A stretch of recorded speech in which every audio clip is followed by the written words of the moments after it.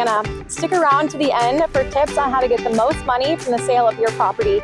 We are here in a small town in America that has completely built itself back from the ground up. And we'll talk to some of the people that made it happen. I kind of just left it up to him. I had a lot of ideas of what I wanted. I wanted to look gallery-like. He brought your ideas to life. He did 100%. Yeah. I'm sitting down with a client who's looking to buy a new home in Des Moines. And stick around, we are going to be rehabbing a 100-year-old house that has tons of potential for cash return on investment and amazing living quality.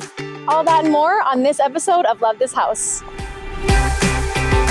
Your home is where your life happens. Buying, selling, rebuilding. We'll show you all the ways you can love this house.